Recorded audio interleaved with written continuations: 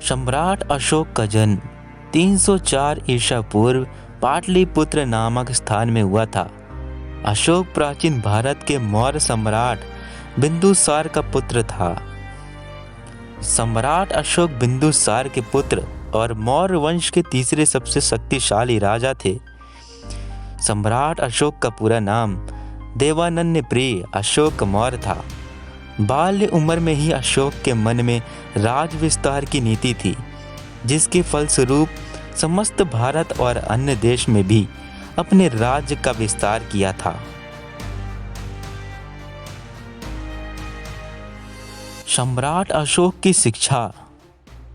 मौर्य सम्राट अशोक बचपन से ही एक महान शासक, एक अच्छे ज्ञानी और महान शक्तिशाली शासक एवं अर्थशास्त्र, गणित के महान ज्ञाता थे।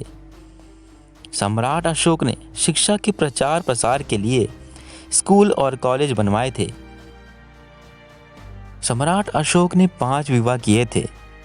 अशोक की अंतिम पत्नी कौरवकी थी, जिससे अशोक ने प्रेम विवाह रचाया था।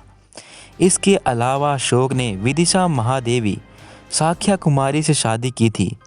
एक बार जब सम्राट अशोक इलाज करवाने उज्जैन गए हुए थे, उस वक्त अशोक की मुलाकात विदिशा की राजकुमारी महादेवी से हो गई। बाद में अशोक ने महादेवी साख्या कुमारी से विवाह कर लिया था। सम्राट अशोक का परिवार। मौर्य वंश का स्थापक चंद्रगुप्त मौर्य था। चंद्रगुप्त मौर्य का उत्तराधिकारी बिंदुसार था और बिंदुसार का उत्तराधिकारी सम्राट अशोक महान हुआ, जो 269 ईसा पूर्व में मगध की राजगद्दी पर बैठा। सम्राट अशोक की माता का नाम सुभद्रांगी था। अशोक ने 273 ईसा पूर्व में ही सिंहासन प्राप्त कर लिया था, लेकिन गृह युद्ध के कारण राज अभिषेक 4 वर्ष के बाद 269 ईसा पूर्व में हुआ। कलिंग युद्ध।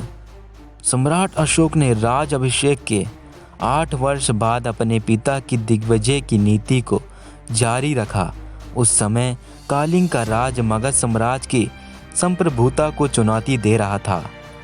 अपने राज अभिषेक के 8वें वर्ष 261 ईसा पूर्व में अशोक ने कलिंग पर आक्रमण किया और उसे जीत लिया।